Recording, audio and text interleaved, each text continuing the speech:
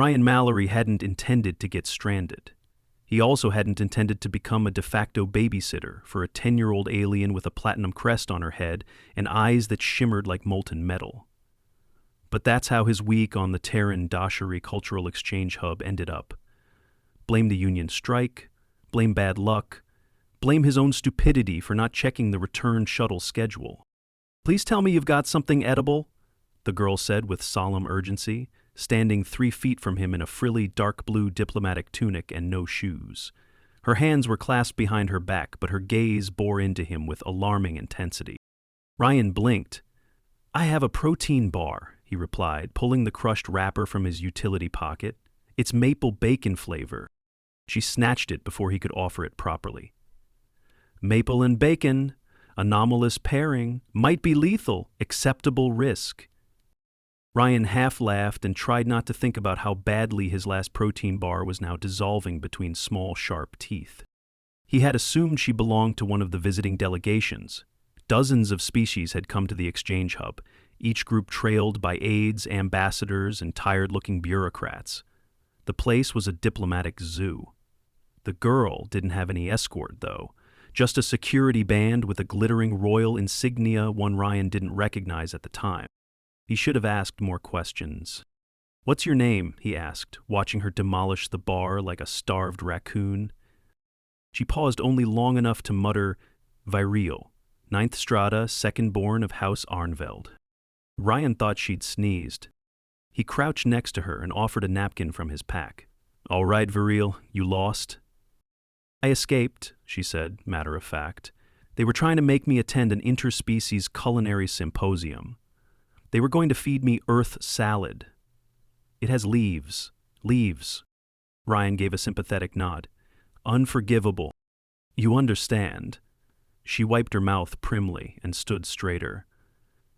"You shall be my shield now. You gave me sustenance. It is sacred." He chuckled. "I'm not sure that's how hospitality works." "It is on my planet," she declared. "You fed a hungry noble of Arnvel. You have invoked a compact. Congratulations." Ryan blinked again. The exchange hub was a glittering maze of spires, glass corridors, and vertical gardens. Suspended at Lagrange Point 4 between Earth and the Dashari homeworld, the station floated with perpetual sunlight gleaming across its solar wings. Ryan, a civilian technician with no interest in interstellar politics, had originally come here to repair damaged environmental systems in Section E14. Then the trade union walkout froze all return shuttles. He'd been cooling his heels for a week when Viriel entered his life with a rumbling stomach and an alarming amount of legal baggage. For the next few hours, he tried to return her. Earnestly, he did.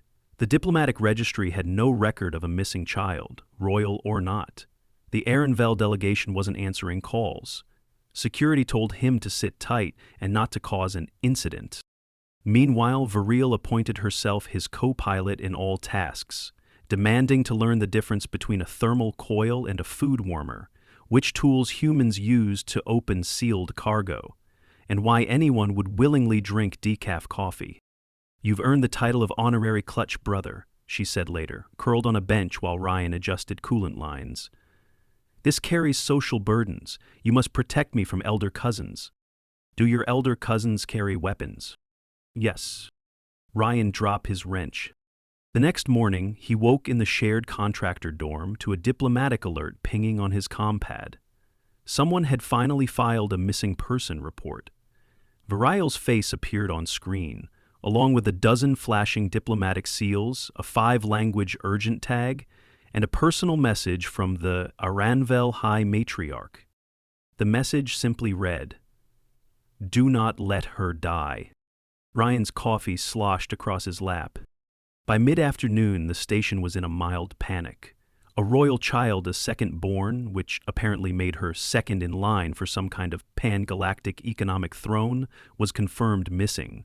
The Arnvel considered it a grievous insult that no one had realized her absence sooner. There were whispers of diplomatic sanctions, public shaming, and, for some reason, a rainstorm of frozen frogs. "I'm right here," Viriel said irritably as they walked toward the central arboretum. Why are they acting like I'm dead? Because you're very important, apparently, Ryan muttered. She made a face. Importance is exhausting. I'd rather learn how this water recycling system works. Is it true you drink processed toilet water? Technically, yes, but that's not how you're supposed to describe it. I admire your resilience. Ryan was torn between pride and nausea. They were intercepted by a towering, beige-skinned alien with a crystalline circlet embedded in his forehead. He wore a deep red sash with gold threading and had the gait of someone who had never been denied anything in his life. I am Envoy Vaskin, the alien said in clipped common. You are the human harboring our kin. I didn't harbor anyone, Ryan said, raising his hands. She found me and ate my snack. She accepted a binding gift. Vaskin looked down at Virial with a mixture of exasperation and paternal anxiety. You have no idea what that implies, do you? Ryan glanced at Virial. She gave him a thumbs up. Later, in the diplomatic chamber that smelled faintly of cinnamon and ozone, Ryan sat on a bench meant for quadrupeds while 3 members of the Arenvel Council explained the implications of the compact. He accepted your offering in a state of true hunger, one of them said gravely. In our culture, this is an ancient rite. It binds the recipient to the provider with an oath of loyalty. The reverse is also true. I didn't know that. Intent is irrelevant. But I was just being nice. That makes it worse, said another counselor. Accidental compacts are honored above deliberate ones. Ryan buried his face in his hands. He spent the next 3 days under mild diplomatic observation while Virial attended mandated etiquette classes and ignored every one of them. He was granted temporary residency credentials and a full pass to station operations, but under the condition that he be available in case the child expresses further compact rights. She asked me if she could keep a laser cutter, Ryan told the station counselor. She's 10, the counselor said.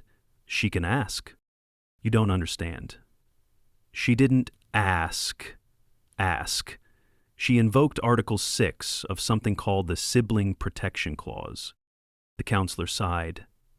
Better give her the training manual. On the 4th day, Ryan received a formal petition written in both Common and Aronvel High script. It requested, in extremely elaborate terms, that he accompany Virial on her return voyage to her home world for cultural stabilization and continuation of compact obligations. He considered declining. Then he saw the final clause. Should he refuse, the Aronvel would take it as a grievous insult and might withdraw from all pending trade agreements with Earth. His boss called him 2 minutes later. You're going. I have a life on Earth. You had a life on Earth. Now you have a compact. Ryan packed a bag.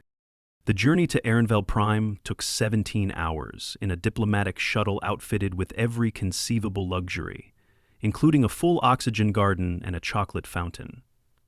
Virial asked 84 questions, fell asleep twice, and drew a diagram of ideal human dwelling units, which included a slide from the roof and a lava moat. When they landed, Ryan was ushered into a palace carved from mountain crystal. The light shimmered through its walls in rippling hues, casting soft rainbows across every floor. The air was crisp, cool, and smelled like lemon blossoms. I'm not dressed for this, he muttered, looking down at his standard-issue contractor jacket. Nonsense, Virial said. You are my shield brother. Appearances are irrelevant. A tall, stern-faced woman descended a staircase flanked by guards in mirrored armor. Her robe was embroidered with planetary orbits. She regarded Ryan like a cat judging a particularly uncoordinated dog. You fed my daughter, she said. Yes, your matriarch? She nodded once. You shall now teach her resilience, and if she returns harmed, I shall reduce your moon to powder. Ryan smiled weakly. That's fair. Virial waved from behind the guards. Can we do lava moat blueprints now? Ryan nodded slowly. Sure, why not? The first time Viriel broke a bone, it was in the throne room. It was Ryan's third week on Arenvel Prime, and he had just started getting used to the absurdity of daily life there. The royal palace was effectively a city of its own, carved into the cliffside of Mount Karash, surrounded by waterfalls that ran both upward and downward depending on the hour. Local gravity was stable, thankfully, but the architecture had a way of ignoring what humans traditionally considered floor and ceiling. Viriel had decided she wanted to learn how to perform a triple rotational escape maneuver, a sort of spinning jump taught to elite royal guards. Ryan, still yawning from a rough night battling altitude sickness, had turned just in time to see her launch herself from a guardrail 20 feet up. There was a sickening crack. "Stop moving," he said sharply, already kneeling beside her. "Don't move. Don't." "Viriel, look at me. I believe I executed the first rotation with adequate flair," she wheezed, her face pale, jaw clenched. Her left leg was bent in a way that no limb should bend. They airlifted her from the palace courtyard by skimmer, despite being barely 5 minutes from the palace infirmary. Protocol demanded symbolic urgency. Ryan didn't argue. He sat beside her on the padded bench, gripping her hand while she tried and failed to pretend it didn't hurt. Her femur was broken cleanly, a transverse fracture mid-shaft. The physician, a long-limbed species with translucent blue skin and 6 fingers, explained everything calmly.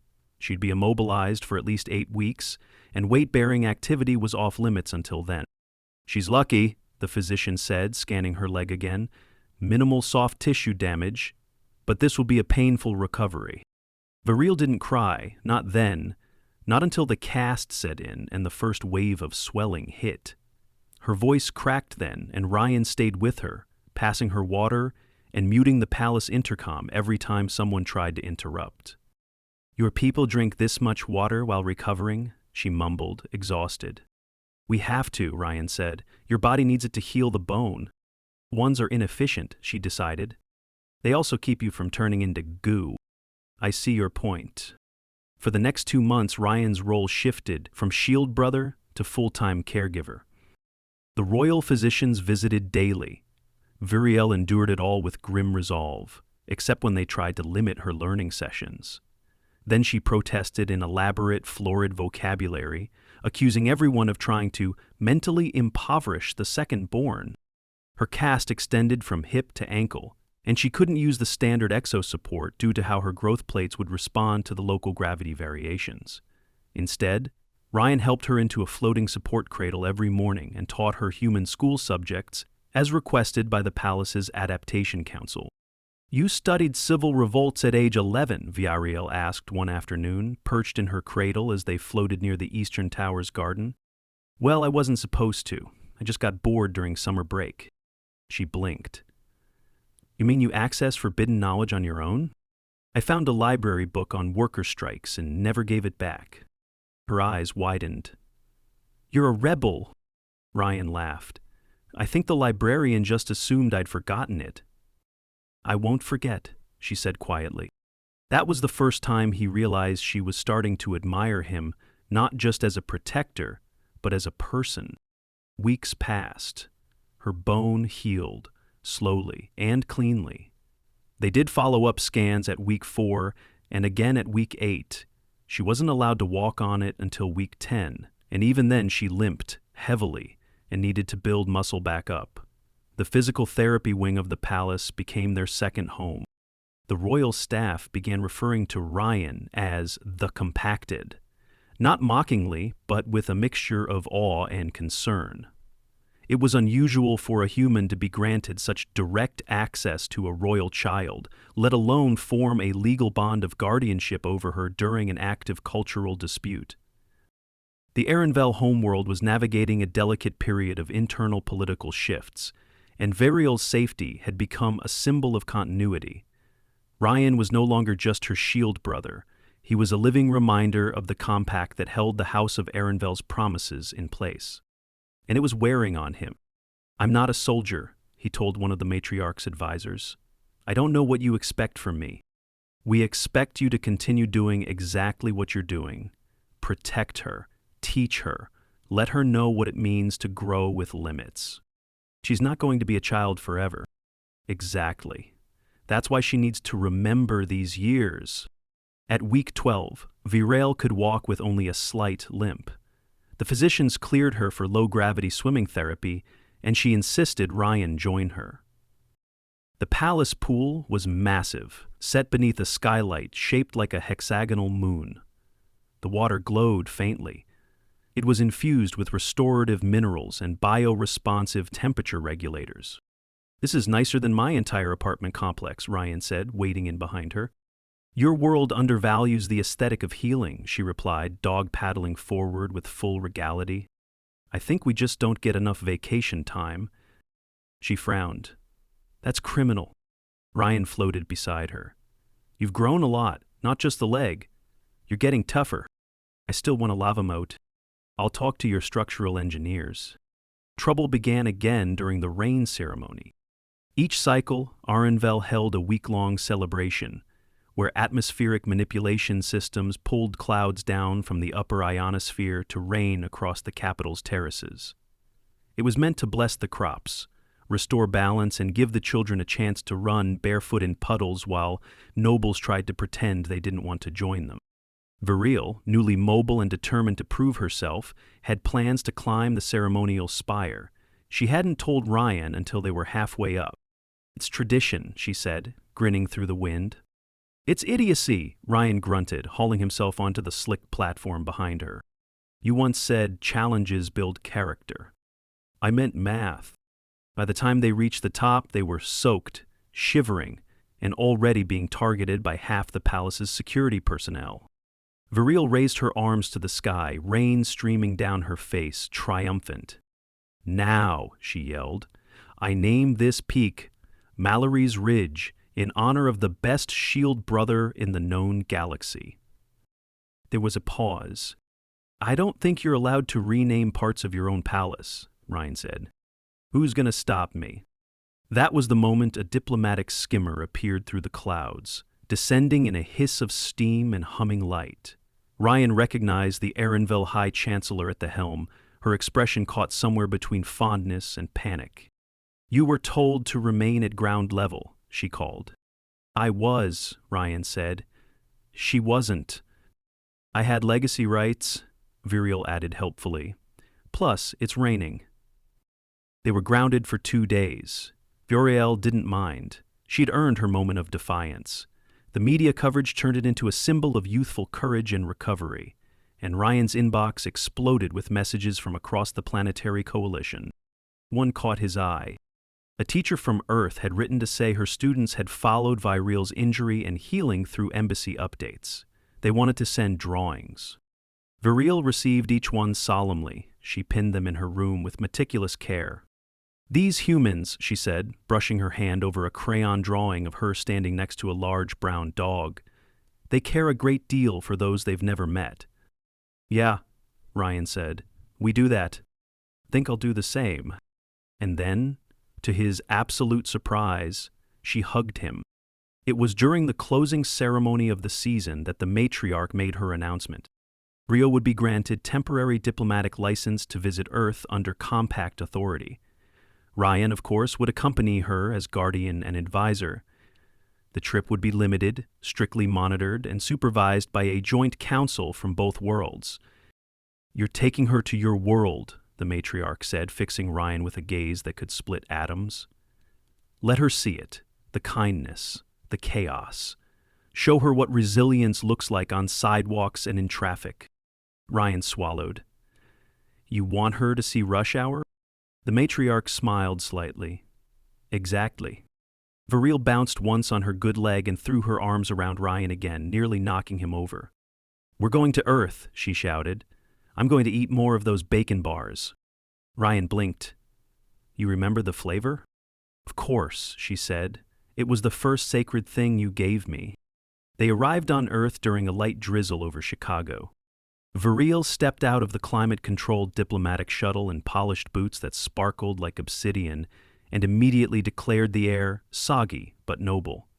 She'd been briefed on human cities, meteorological patterns, and the concept of jaywalking, But Ryan still caught her looking both ways, as if she expected a herd of creatures to charge down the street. "Are the automobiles territorial?" she asked. "Only in parking lots."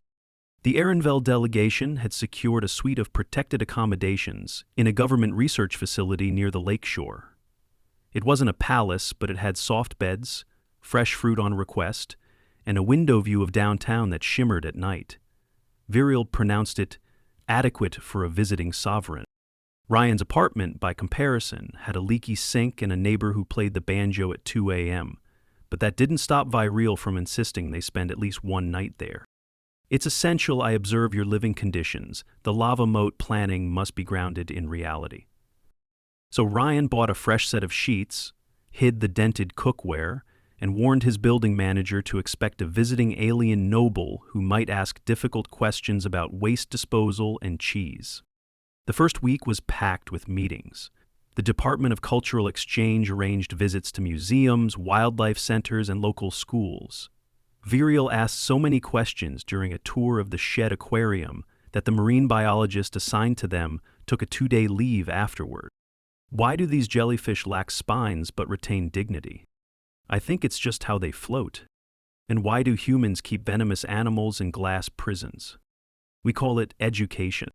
She stared at the lionfish and said, "You are strange, but fair." Virial's leg had fully healed, but she still did muscle-strengthening exercises every morning, under Ryan's supervision. She'd accepted human physical therapy as an essential routine, even when it meant standing in ankle-deep cold water or climbing endless stairs. "These regimens are punishing," she muttered, stepping onto the final stair of a 60-step climb at Millennium Park. "But I will master them." "You already have," Ryan said. "You made it up the whole way. Again." She turned, panting slightly. "How do humans recover so slowly, yet accomplish so much?" "Because we have to. No other choice." She nodded, pressing her palm briefly to her thigh. "Then maybe slow healing is the secret." On the 9th day, she disappeared. Ryan was in the middle of making lunch, a grilled cheese sandwich that he'd promised to show her, when one of the guards stationed outside the visitor wing tapped the comm panel. "She left during shift change," the man said, pale. "We checked all security feeds. She walked out dressed as one of the embassy aides." Ryan's pulse surged. "How long ago?" 22 minutes. They locked the building down and activated every local search protocol. Within 10 minutes, half of Chicago PD was cooperating with a joint Ehrenfeld-Terran response team. It was an international incident in progress. Ryan overrode the emergency diplomatic lines and ordered a citywide scan keyed to her biosignature. It took them 13 more minutes to find her. She was in a grocery store. "I wanted to see where you got the snack," she explained calmly from the security bench near the automatic checkout lanes. "You said you bought it at a place like this." The store manager, a woman named Kathy, who had clearly seen worse, offered Ryan a paper cup of coffee and patted Virial on the head before returning to her office. Ryan crouched in front of Virial and exhaled through his teeth. "You scared the hell out of me." "I had guards. You had a hat and a scarf. I also had tactical plans. You didn't tell me." She looked down. "Because you'd stop me?" He stared at her for a long moment, then handed over the protein bar she'd placed on the counter. She looked up at him. "You bought it for me. You found it, didn't you?" She tore open the wrapper reverently. Maple bacon again. "Still weird," she said between bites, "but noble." The incident caused a minor storm. News outlets ran clips of Virial standing in front of the dairy aisle looking curiously at yogurt, and the headlines danced between concern and comedy. The Ehrenfeld Council was not amused. A diplomatic call was scheduled the next day. Ryan sat in a reinforced chair opposite a massive screen as the matriarch of Ehrenfeld appeared, her expression carved from stone. "You allowed her to vanish into an open city," she said. "She wanted to understand," Ryan replied. "It wasn't reckless. She knew what she was doing. She is still a child. He's also learning how to be one." There was silence. Then, slowly, the matriarch's shoulders eased. She returned unharmed. He bought 3 kinds of pickles. That's not surprising. Then the matriarch did something that startled Ryan to his core. She smiled. After that, things shifted. Viril was granted slightly more autonomy, under strict observation. She attended a local school 3 days a week, under a cultural immersion program. She made friends. She brought strange snacks in her lunchbox and traded them for peanut butter crackers. She learned how to write cursive. She slipped once and scraped her arm badly during gym class, and Ryan got a call that had him running down 4 flights of stairs without waiting for the elevator.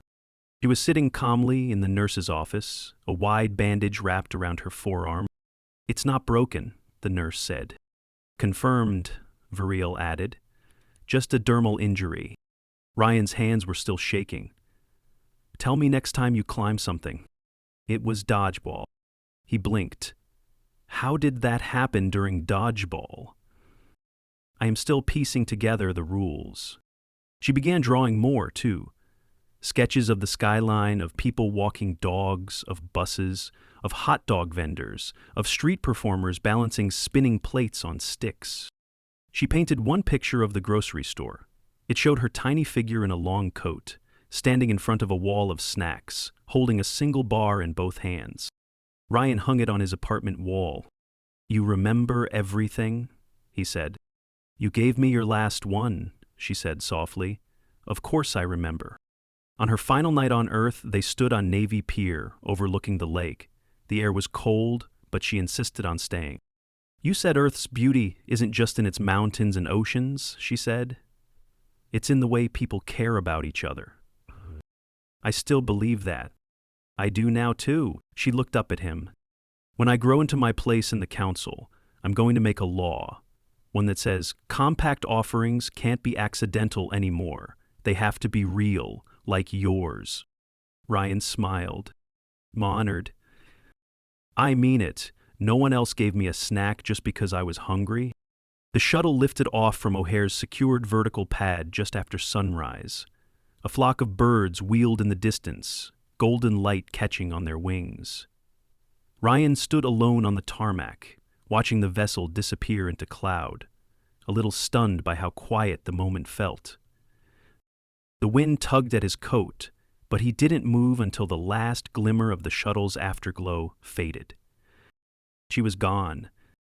Not forever, the compact guaranteed future visits, joint missions, probably a dozen diplomatic panels they'd both be dragged into. But the departure hit harder than he expected. Earth had made its impression on her.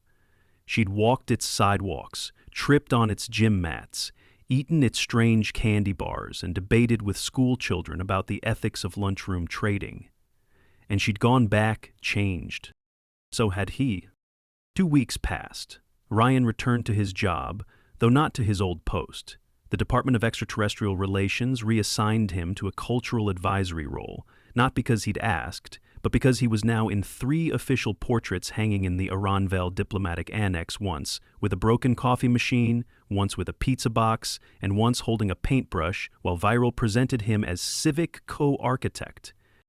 He spent his mornings reviewing interspecies curriculum proposals, his afternoons consulting on cultural compatibility audits, and his evenings trying to remember what life felt like before a child from another world had claimed him over a snack.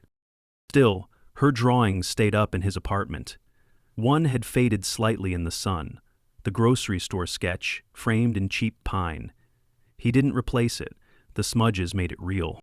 Her first message came 20 days after she left. It arrived through a diplomatic relay, sealed with her house crest and translated by official embassy AI. "The snack bar here does not taste the same. They tried to replicate it using synthetic maple substrate. I did not allow the chef to resign in disgrace, but I did scold him in verse. Today I studied colonial rebuilding policies. I think Earth has been bruised but not broken, like my leg.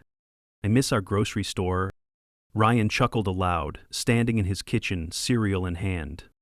He wrote back, "Chef did his best. No one replicates junk food quite like a sleepy corner store. Earth is a patchwork. We're still learning where the cracks are. But you helped us fill a few. I miss your terrible debate tactics." More letters came. sometimes twice a week, sometimes with long gaps. She was busy. She'd been granted limited legislative observation privileges and had sat in on an arbitration between two rival sectors. She'd requested Ryan's opinion on infrastructure project fairness, on comparative planetary holidays, and on how to stage a pancake breakfast for planetary outreach.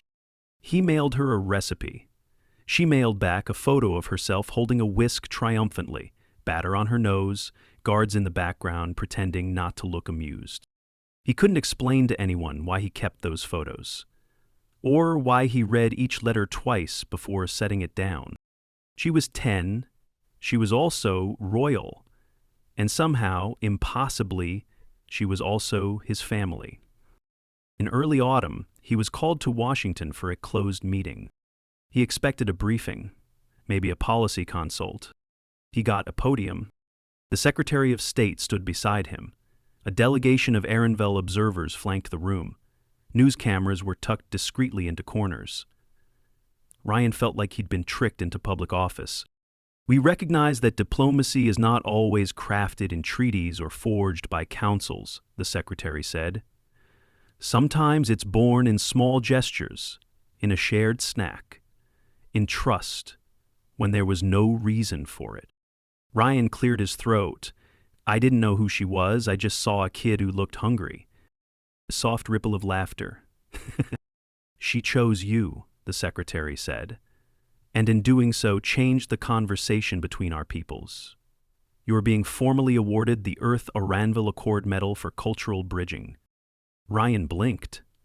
I don't think I did anything that deserves a medal, which is exactly why you're getting it. They pinned it to his lapel. He looked down at the medal.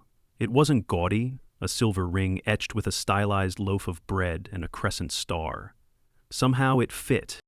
After the ceremony, a tall Ehrenville counselor approached. He handed Ryan a private datapad with a familiar seal. I am allowed one planetary project. My choice. I have selected Earth. We will build a youth center in Chicago with ramps, therapy rooms, food replicators, and a rooftop garden. And a lava moat, purely symbolic. I've named it the Compact. I'd like you to be at the opening. Ryan smiled, blinking against the bright lights of the press room. It opened 4 months later. She arrived in full ceremonial attire, her crest woven with human patterns, her tunic lined with Oranville sigils and Chicago flag colors. Her stride was measured but confident. The leg that once needed 2 crutches now climbed the stage steps without hesitation. She gave a speech. He didn't understand all the Oranville phrasing, but he understood the heart behind it. Then she looked out at the gathered children, human and alien, standing in line to tour the center. This place began with a small thing, she said, switching to common. A single snack, a moment of kindness. Now it is a place where children can grow, break, heal, and grow again. She turned to Ryan. You gave your last to a stranger, she said. So I gave my first project to your world. The crowd applauded. Children clapped. A security guard wiped his eyes. And then she added, very softly, also, there is now a vending machine that carries the real maple bacon bars. Ryan laughed aloud. Imported? No. I made sure they learned the real recipe. I supervised. I used a whisk. He looked around. The building hummed with promise. Inside, kids darted between classrooms and creative spaces, their voices bouncing off high glass ceilings. On the far wall was a mural, a sketch enlarged in color, a small alien girl holding a snack bar, eyes wide with wonder. I think you're going to be a great leader someday, he said. I learned from the best lunch monitor in 2 galaxies, she replied. He offered his hand. She shook it like a stateswoman, then pulled him into a hug. It wasn't a contract, it wasn't diplomacy, it was family. Later that evening, long after the ribbon was cut and the last reporters had drifted off, Ryan stood alone on the center's rooftop garden. The city glowed below. Wind rippled through the saplings. Somewhere nearby, a mechanical moat bubbled for aesthetic effect. She appeared beside him without a sound. 10 years old, but older now, in ways no measurement could capture. "You never asked for any of this," she said quietly. "No, but I'm glad it found me. Even the part where I broke my leg and you had to carry me out of the arboretum, especially that part." She nodded, satisfied. "You gave a hungry alien girl your last snack," she said, "and you never asked for it back." "Didn't need to. You already returned more than I ever expected." They stood in silence. The stars blinked, the city breathed. The compact held,